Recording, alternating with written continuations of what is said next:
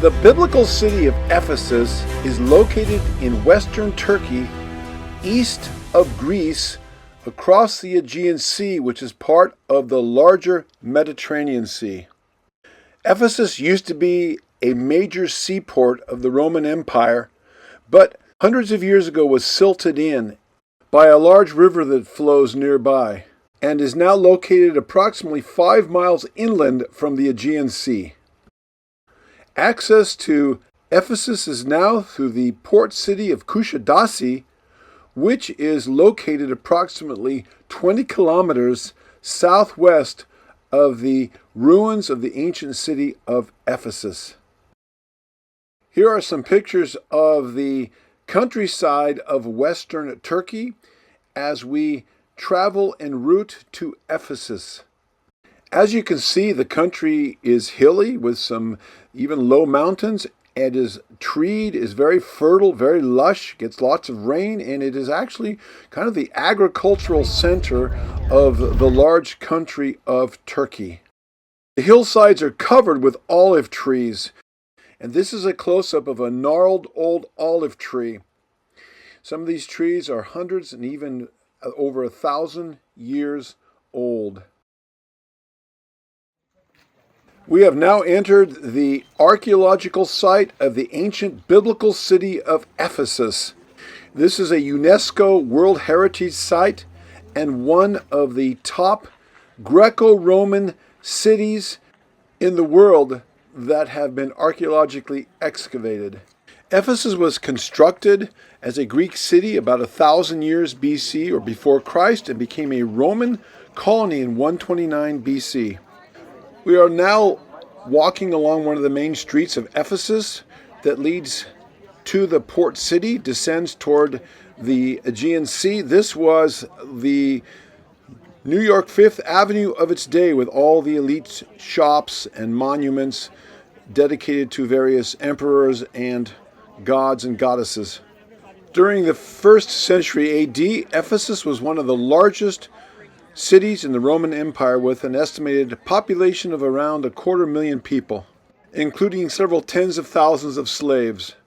And this is a carving of the Greek goddess Nike, spelled Nike. We pronounce it as Nike, and that is the name of the sportswear manufacturer. And the swoosh there in Nike's toga is the inspiration for the Nike logo.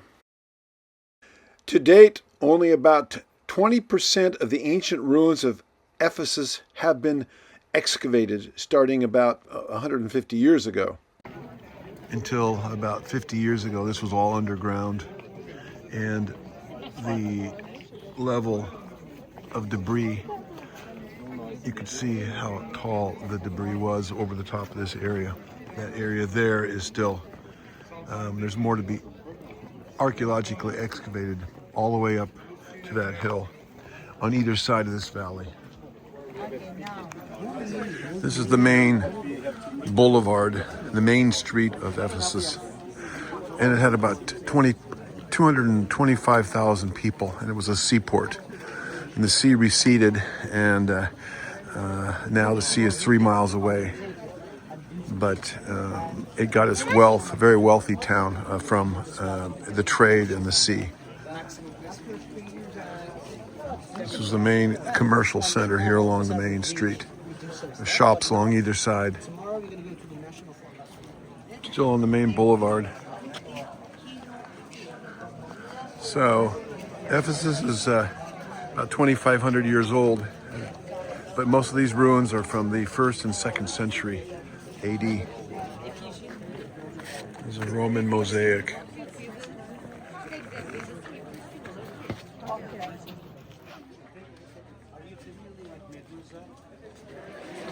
This temple to the goddess Fortuna was dedicated and built during the time of Hadrian. You can see the Medusa.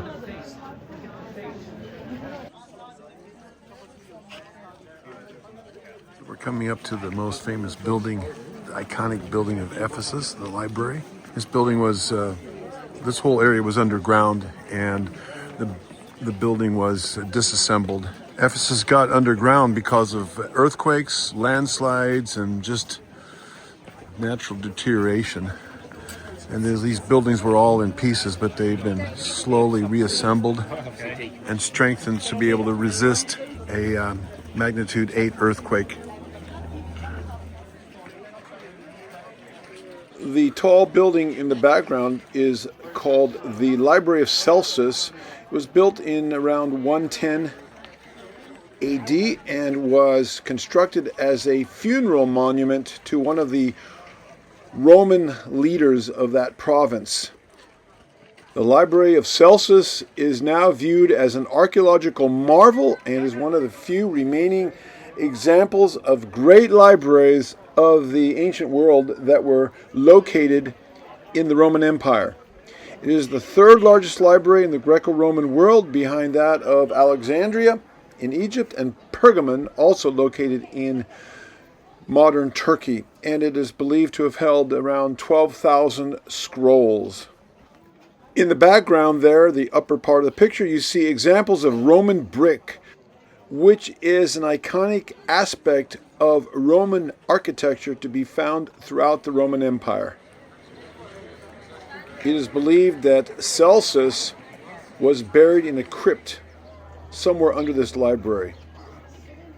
The city of Ephesus is mentioned several times in the biblical New Testament, and the letter to the Ephesians written by the Apostle Paul was to an early Christian church that was established in this city in the 50s or 60s AD. The Ephesus is also mentioned in the book of Acts and in the book of Revelation. We have now left the main city center where the Library of Celsus was located, and now this is the large area that housed the marketplace where people brought produce and goods, and it is located, or it was located, near the seaport. So things were unloaded and brought to this place for sale. We are now looking at the remnants of many of the shops that were located in this area, along with other buildings. And as we stroll through the marketplace, we look up, and behind us is the famous theater of Ephesus in the background. And this is the largest Greek theater in the world, and it could hold 24,000 people. And this is the same theater that is mentioned in the biblical book of Acts, chapter 19 and verse 29, where the city gathered to protest the Apostle Paul, who was preaching the gospel of Yeshua the Messiah and coming against the worship of the pagan demon god Diana, or the Greeks called her Artemis. Well, the gospel message won, Christianity prevailed, and this lone pillar is all that remains of the Temple of Diana. This was the road that went down to the port. The Aegean Sea came right up just below this area at one time. That's the Aegean Sea out there 3 miles, and this is all a river delta it filled in. Originally, the Aegean Sea was up here, and Ephesus is located between this hill and that hill. And so this was a seaport. And now we're coming into the Church of St. John, which is located very near Ephesus. This is what the church may have looked like. And now we're walking into the archaeological site of this church.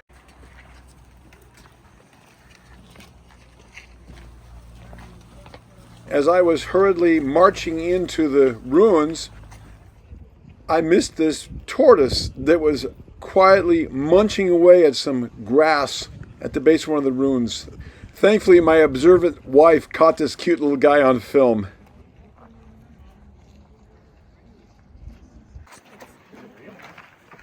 We're entering the remnants of the Church of John.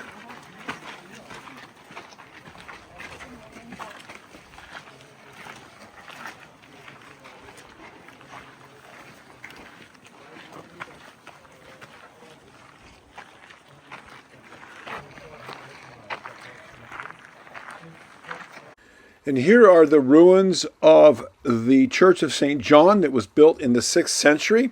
John reportedly lived here before and after his exile to the island of Patmos, and then died here according to local tradition and the 4th century church historian Eusebius. This is supposedly the tomb of John the Revelator here in the church. We are now leaving the ruins of the Church of St. John the Apostle. It is late April, a beautiful day in the mid-60s, close to 70 degrees Fahrenheit, and notice all the beautiful flowers blooming.